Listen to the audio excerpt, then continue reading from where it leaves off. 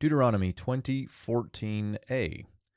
רק הנשים והטף והבהמה וכל אשר יחיה בעיר, כל שללה תבוז לך.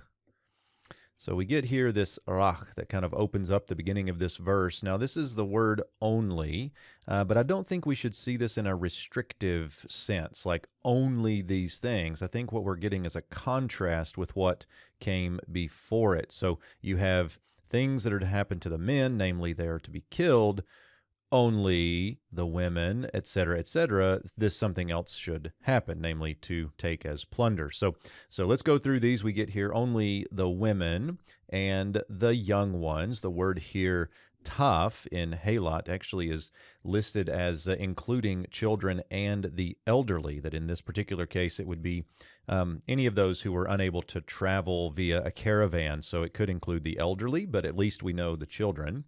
And the beast, the wild beast, and all which, so notice the relative here is modifying the all, and the all, I think, is kind of referring to all of these spoils collectively, so we're getting this exhaustive kind of idea, and all which it exists in the city. Notice the definite article here, so we have in the city.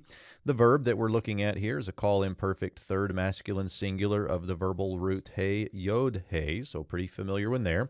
So the women, the children, the beast, and all which exists in the city, namely all of its spoils. There's your third feminine singular, which refers back to the city here. All of its spoils you shall plunder for yourself. Here's the call imperfect second masculine singular. The verbal root is beit zayin zayin, bazaz, so it's one of those geminate roots. Notice the A to O preformative vowel, thematic vowel combination here that gives us that call instead of the hifil. So we get you shall plunder for yourself. When the lamed gets translated as for, this would be something like the lamed of advantage.